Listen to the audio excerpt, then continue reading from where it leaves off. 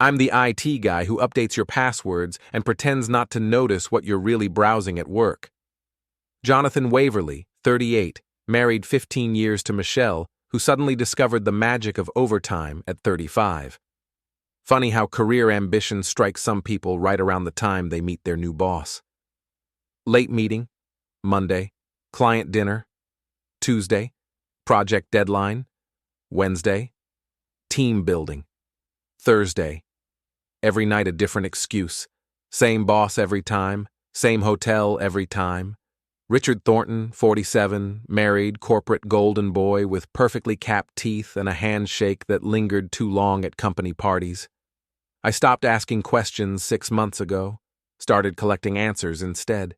Michelle used to come home smelling like the office coffee machine and cheap hand soap. Now she smells like expensive cologne and hotel shampoo. She used to complain about Richard's micromanaging. Now she defends his innovative leadership style with the passion of a convert. The silk scarf appeared on a Tuesday. Burgundy, designer, definitely not hers. Found it in a hotel laundry bag she forgot to hide. When I mentioned it, she claimed it belonged to a client. "Since when do you meet clients at hotels?" I asked. "The conference room was booked," she said without missing a beat. "Richard suggested we use the hotel business center." Richard. Always Richard. I work in IT architecture for a mid-sized consulting firm. Not glamorous, but it pays well and keeps me sharp. Michelle works in sales for a larger corporation across town. Different companies, different schedules, different worlds that used to overlap at home every evening. Now our worlds barely touch.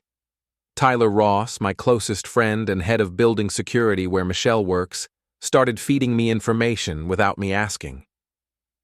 We grab beers every Friday, and he mentions things, casual observations, professional curiosity. "Your wife's been working late a lot," he said last month. "Sees her leaving with Thornton around 9 most nights." "Team projects," I replied. "Sure," Tyler said.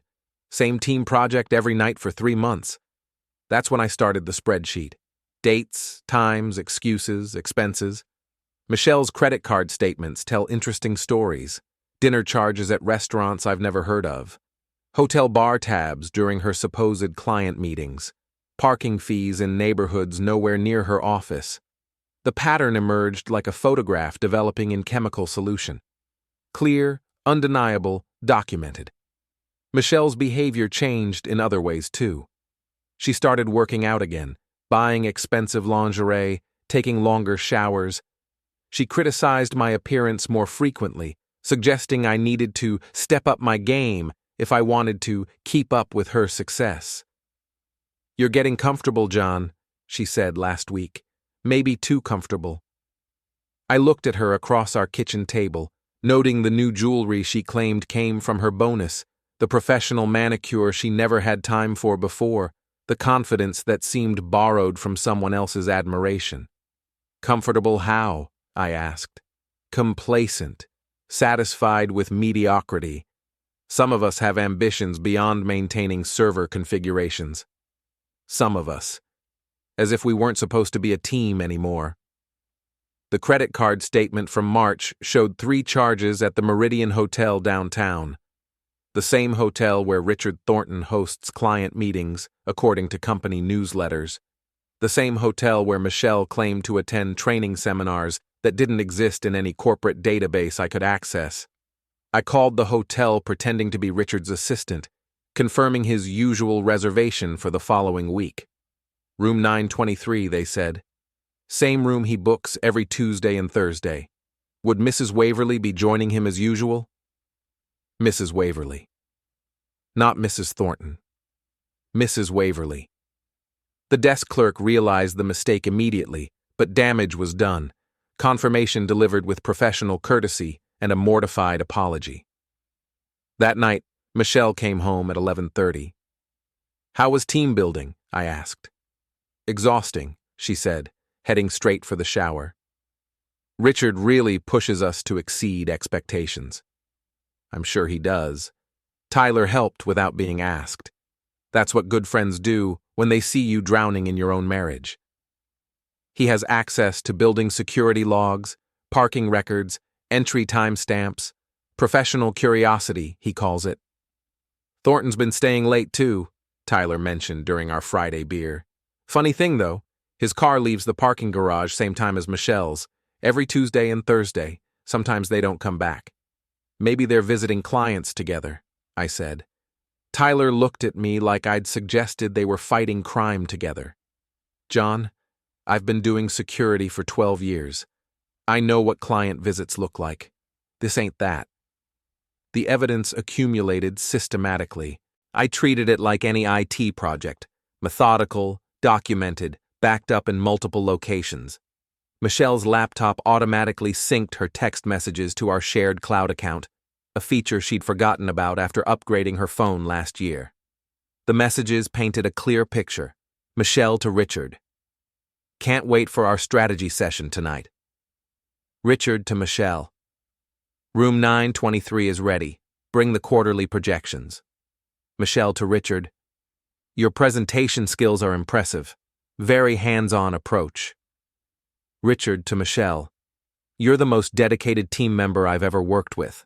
Strategy sessions, quarterly projections, team dedication, corporate euphemisms for activities that definitely weren't happening in any conference room. I created 3 folders on my secure drive: financial evidence, communication evidence, timeline evidence.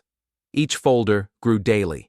Financial evidence included every suspicious charge: hotel bars, expensive restaurants, parking fees in hotel districts, purchases at stores near the Meridian. Michelle's spending patterns showed clear correlation with Richard's travel schedule and company events. Communication evidence included text messages, email fragments, and call logs. Richard's number appeared in Michelle's phone records with increasing frequency, especially during lunch hours and after business hours. The conversations grew more familiar, more intimate, more careless. Timeline evidence tracked their movements using available data. Building entry logs from Tyler, credit card timestamps, social media check-ins, Michelle forgot to disable. The pattern was consistent, predictable, thoroughly documented. Margaret Cole, the HR director at Michelle's company, attended the same professional networking events I did. We'd spoken casually at several conferences about company policies, workplace relationships, professional boundaries. Margaret enjoyed gossip, but respected confidentiality when it mattered. Supervisor-subordinate relationships are tricky, she'd mentioned during a recent event. Company policy is pretty clear about disclosure requirements. Failure to report can result in immediate termination for both parties. Good to know. Elizabeth Thornton appeared in corporate newsletters and charity event photos, always smiling beside her husband at company galas. Attractive, well-dressed, involved in community organizations. She seemed genuinely proud of Richard's career achievements, unaware that his recent success included extracurricular activities with his sales director. I researched Elizabeth's background through public records and social media. Active in local charities, member of the country club board, involved in their children's private school fundraising. She had her own social circle, her own interests, her own life that would be devastated by Richard's choices. But that wasn't my problem.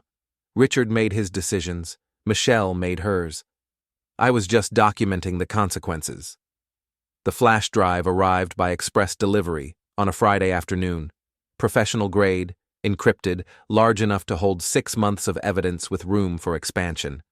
I copied everything: financial records, communication logs, timeline analysis, supporting documentation. 3 copies, 3 destinations, 3 different types of consequences.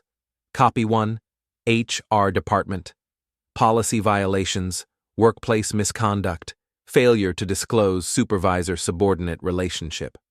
Margaret Cole would appreciate the thoroughness of my documentation. Copy 2. Elizabeth Thornton. Personal betrayal, marital infidelity, evidence of deception. She deserved to know what her husband was doing during those late strategy sessions. Copy 3. Company Board of Directors. Leadership conduct, misuse of company resources, potential liability issues. Board members valued corporate reputation above personal loyalty. I prepared 3 identical envelopes, each containing a flash drive and a brief cover letter explaining the contents. Professional, factual, devastating. The post office downtown processed all 3 mailings simultaneously. Same timestamp, same delivery confirmation, coordinated arrival within 48 hours. Timed for Monday morning when people check their mail first thing. Michelle came home late Friday night, humming softly, carrying takeout from an expensive restaurant I recognized from her credit card statements. "Good day?" I asked. "Excellent day," she said. "Richard thinks I'm ready for the next level. More responsibility, better projects, higher visibility." "Sounds promising," I said. She smiled with confidence that wasn't entirely her own. Some people recognize talent when they see it. Some people. Richard people. Monday morning I called in sick to work. Wanted to be available in case anyone needed to reach me for clarification about the evidence I'd provided. Professional courtesy. The phone calls started at 9:15 a.m. Tyler texted first. "Holy hell, John, building's buzzing. Thornton got called to an emergency board meeting. Michelle's been summoned to HR. What did you do?" What I did was provide information to interested parties. What they did with that information was their choice. Margaret Cole's assistant called at 9:30. Could I come in to discuss some documents they'd received? Professional matter, nothing urgent, but my expertise might be helpful in understanding the technical aspects of the evidence. "I'm not feeling well today," I said. "Could we schedule for tomorrow?" "Of course," she said. "Take care of yourself." Elizabeth Thornton didn't call. She drove directly to Richard's office building, according to Tyler's play-by-play updates. Tyler. Elizabeth just walked into the lobby. Looks like she means business. Tyler. Security called up to Thornton's floor. Sounds like there's some kind of situation. Tyler. Can hear shouting from the elevator. Elizabeth's got some serious lung capacity. Tyler. Thornton's office door is closed, but the whole floor can hear them. This is better than cable TV. The board meeting lasted 2 hours. Emergency session, all senior executives required to attend. Richard's quarterly review got moved up by 3 months and expanded to include a comprehensive audit of his department's activities. Michelle's HR meeting started at 10 a.m. and lasted until noon.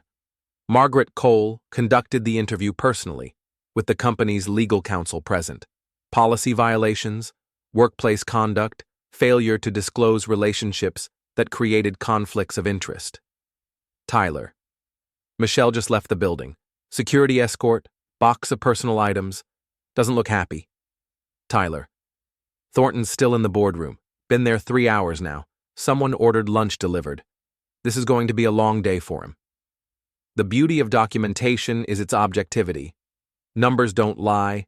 Timestamps don't deceive. Evidence doesn't exaggerate. I provided facts. Other people provided reactions. Michelle came home at 2:30 p.m., carrying a cardboard box and wearing the expression of someone who'd just discovered that actions have consequences. "We need to talk," she said. "About what?" I asked. "About what you did." I looked up from my laptop, where I'd been catching up on work emails and monitoring Tyler's updates. "What did I do?" "Don't play dumb, John. I know you sent those files to HR. "What files?" Michelle set the box down hard enough to rattle the contents. 6 months of credit card statements, text message logs, building entry records, timeline analysis, professional quality documentation that somebody spent a lot of time preparing. "Sounds thorough," I said. "It was my private information." Actually, it was mostly public information. Credit card statements from our joint account, building logs that Tyler legally accessed, text messages from our shared cloud storage. Nothing private about any of it. Michelle's face shifted through several expressions. Anger, frustration, realization, more anger. "You violated my trust." "I documented your choices," I said. There's a difference. Margaret Cole showed me everything, every receipt, every message, every timestamp. She said it was the most comprehensive evidence package she'd ever received. Margaret appreciates thoroughness. They terminated me, John, effective immediately. Violation of company policy regarding supervisor-subordinate relationships, failure to disclose conflicts of interest, conduct unbecoming a senior employee. That's unfortunate, I said.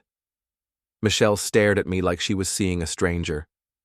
15 years of marriage, and this is how you handle problems? Corporate espionage?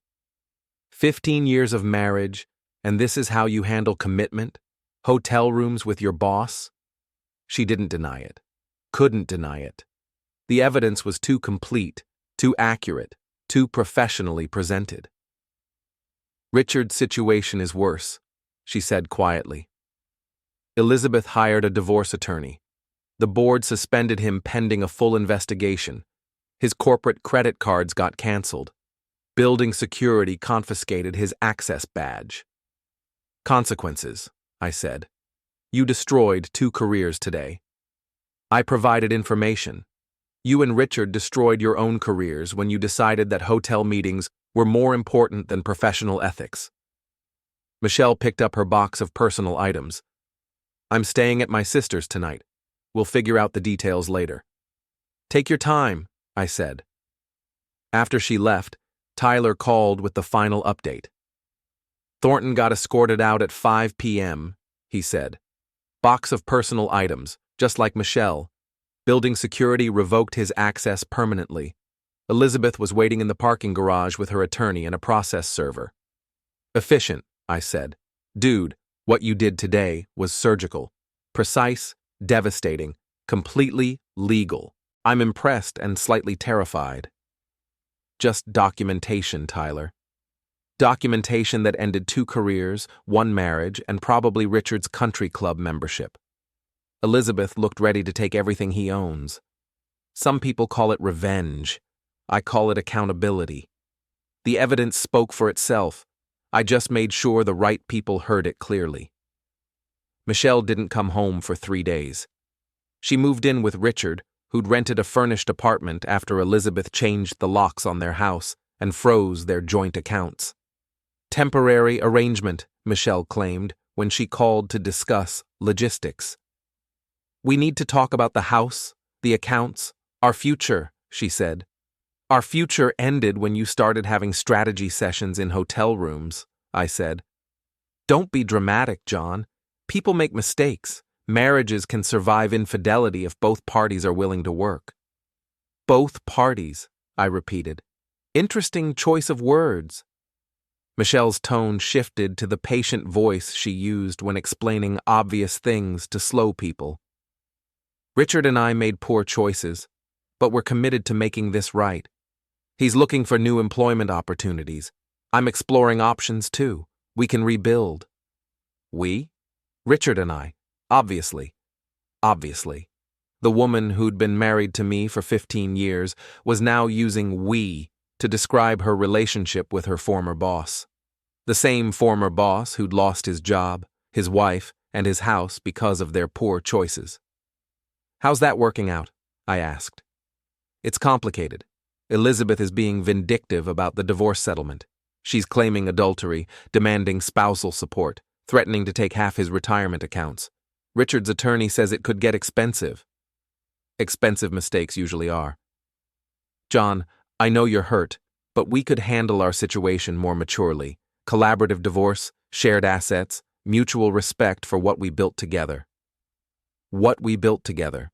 15 years of marriage that she'd traded for 6 months of hotel meetings with a man who was now unemployed, divorced, and living in a furnished apartment. I'll consider it, I said. That night, Tyler and I met for beers at our usual place. He brought updates from Michelle's former workplace, where the gossip mill was working overtime. Margaret Cole is loving this, Tyler said. She's been telling everyone that your evidence package was the most professional documentation she's ever seen, like a corporate investigation manual. Just being thorough. Thorough enough to destroy 2 people's careers in one morning. The whole building is talking about it. Some people are impressed, some are terrified. Everybody's being more careful about their personal business. Good policy. Tyler studied my face across the bar table. You're not done, are you? Done with what? Whatever this is. This systematic, calculated, completely legal destruction of your wife's new life. You've got that look. What look? The same look you get when you're debugging complex code. Patient, methodical, slightly scary. I finished my beer and signaled for another. Michelle wants a collaborative divorce, mutual respect for what we built together. And? I'm considering all my options. Tyler nodded slowly. Need any technical assistance with your considerations? Might be helpful to know Richard's current situation. Address, vehicle information, daily routine, public information only, of course. Of course. Public information is readily available for security professionals who know where to look. Richard Thornton, unemployed executive, drove a Tesla Model S that he'd purchased during his successful corporate days. Bright red, custom wheels, personalized license plate reading EXEC1. The car was registered to his home address, but he was no longer living at his home address. Tyler's research revealed that Richard was staying at the Meridian Extended Stay, the same hotel chain where he'd conducted his strategy sessions with Michelle. Different location, but same corporate hospitality he'd grown accustomed to during his executive lifestyle. The Tesla had smart connectivity features, including remote access through a mobile app. Modern technology designed for convenience, but like most technology, it could be used in ways the designers never intended. I spent Tuesday evening researching Tesla's remote access capabilities. The security protocols were decent, but not impenetrable for someone with IT architecture experience and patience. Richard's corporate email address, which he'd used to register the vehicle, had been deactivated, but the account recovery options were still linked to his personal phone number.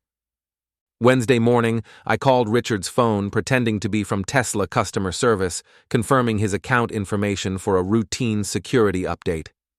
He provided his birth date, mother's maiden name, and the last 4 digits of his social security number without hesitation. We're upgrading our mobile app security, I explained. You'll receive a verification code shortly. Just confirm the code to maintain access to your vehicle's remote features. Absolutely, Richard said. I rely on those features daily. The verification code arrived as promised.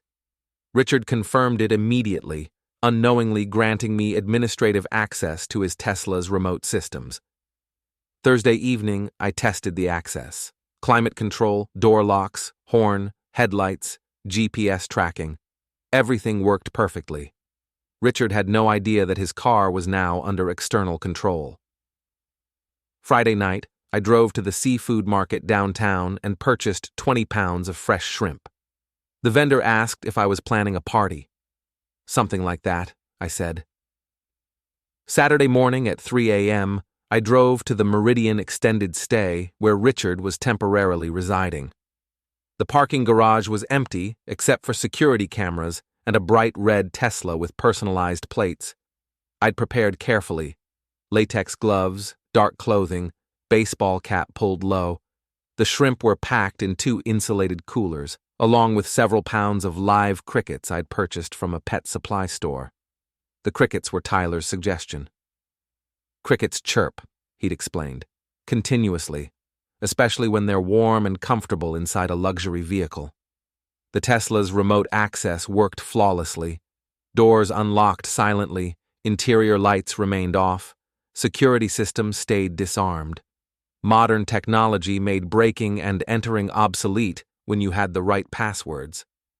I distributed the shrimp systematically throughout the vehicle's interior. Under the seats, in the air conditioning vents, behind the dashboard panels, inside the door compartments. 20 pounds of fresh seafood, strategically placed for maximum impact. The crickets went into the trunk area, along with additional shrimp for sustained aromatic effect. I used the Tesla's climate control system to set the interior temperature to 85 degrees, creating optimal conditions for accelerated decomposition. Before leaving, I activated the Tesla's horn system to sound randomly every 30 minutes between 6 a.m. and midnight. The car's GPS tracking would also send location updates to Richard's phone every 10 minutes, ensuring he couldn't ignore the situation. The final touch was a note left on the windshield. Late meeting? Park elsewhere. Management.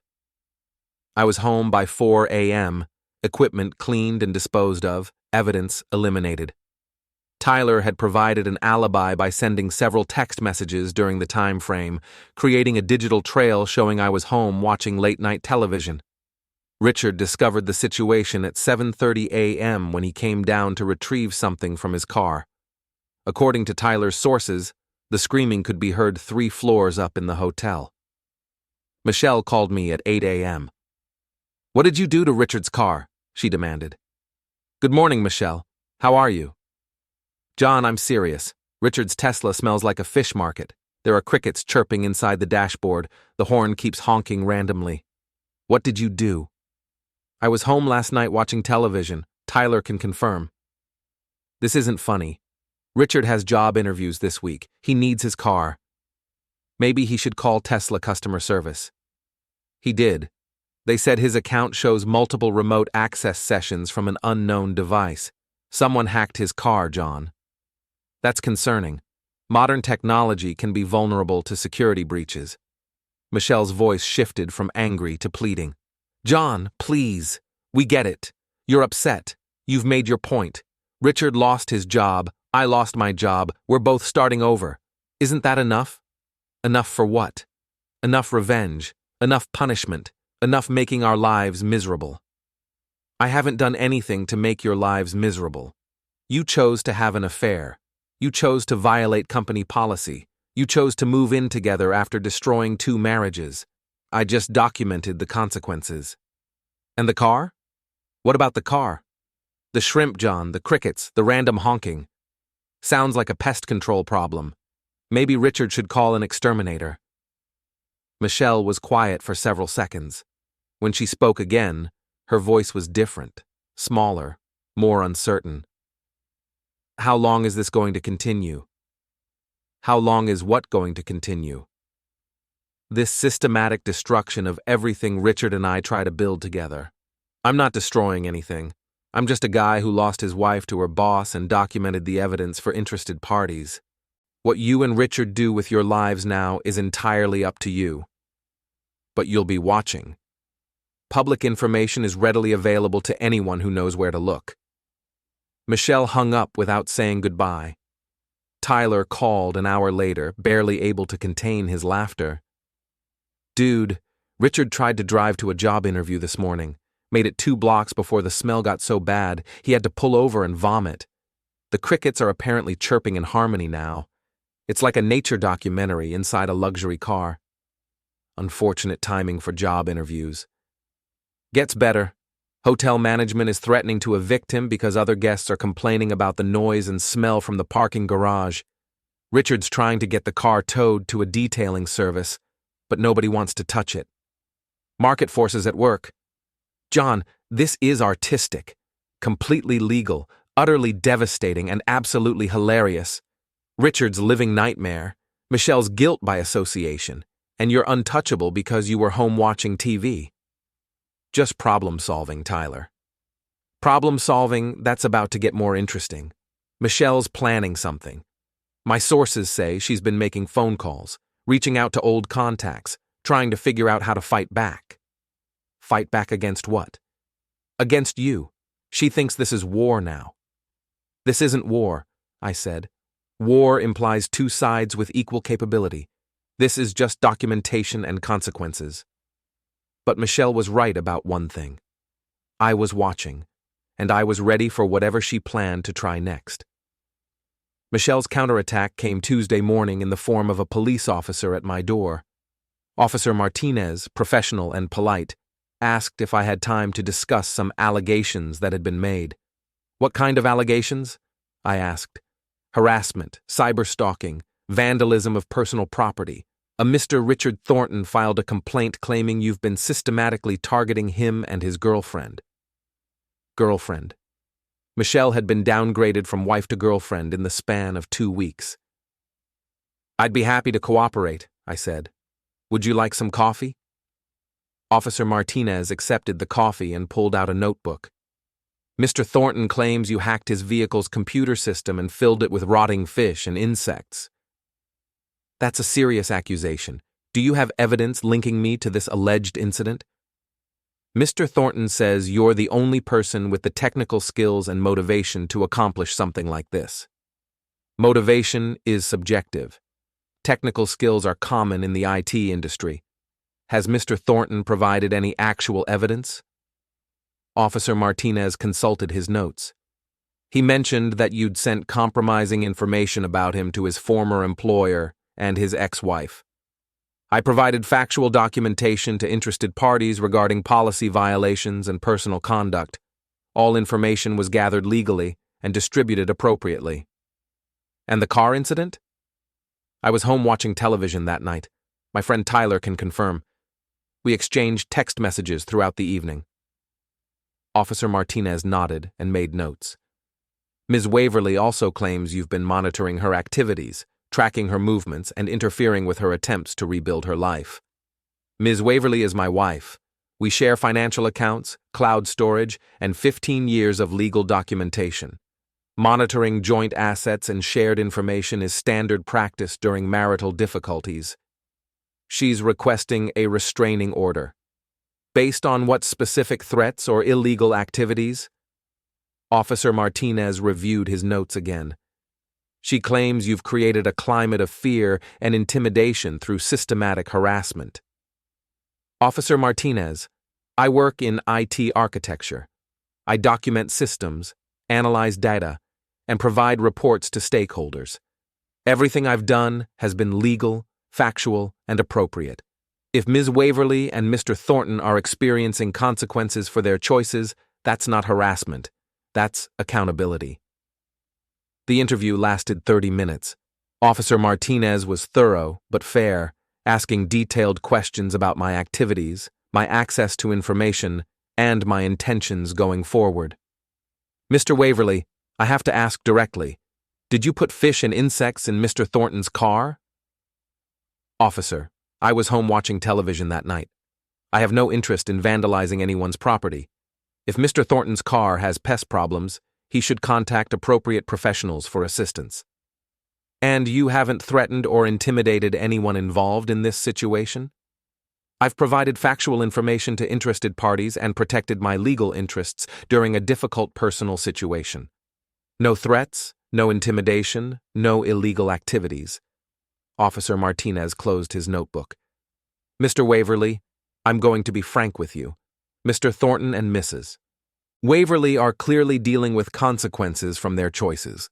The evidence you provided to their employer and his wife was damaging but apparently legal. The car situation is suspicious but unprovable. I appreciate your thoroughness, officer. However, I'd recommend keeping your distance from both of them going forward. Document everything, keep records of your activities, and avoid any actions that could be interpreted as harassment or intimidation. Understood. After Officer Martinez left, I called Tyler to discuss the situation. They're getting desperate, Tyler said. Michelle's been calling former colleagues, trying to build a case that you're stalking them. Problem is, everybody knows what she did with Thornton. Hard to generate sympathy for people who destroyed their own careers. What about Richard's job search?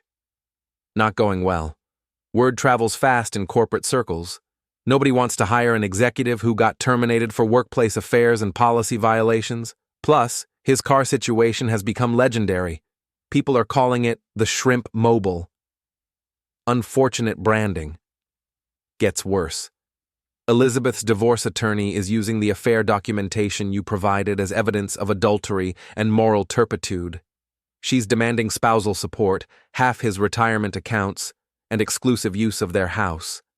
Richard's looking at financial devastation. Consequences tend to compound. Michelle's situation isn't much better. She's burned bridges at her former company, Her professional reputation is damaged, and she's living with an unemployed man who drives a car that smells like low tide. That evening, Michelle called one final time. "John, we need to end this." "End what?" "This war you're waging against Richard and me. The police investigation, the financial pressure, the systematic destruction of everything we try to build." "I'm not waging war, Michelle. I'm protecting my interests during a divorce proceeding. Richard's broke. Elizabeth's taking everything. He can't find work because of the reputation damage. I can't find work because of the termination circumstances. We're living in a hotel room with a car that's uninhabitable." "Sounds challenging." "We're leaving town, John. Richard has a job opportunity in another state. We're starting over somewhere nobody knows about our situation. Good luck with that." "Will you let us go? Will you stop the surveillance, the interference, the systematic sabotage?" "Michelle, I never prevented you from leaving. I documented your choices and provided information to interested parties. What you do next is entirely your decision." "So it's over?" "It was over the first night you chose a hotel room over our marriage. Everything since then has just been paperwork." Michelle was quiet for a long time. When she spoke again, her voice was barely audible. "I'm sorry, John. For all of it. For the affair, for the lies, for the way this ended." "Apology noted. Do you forgive me?"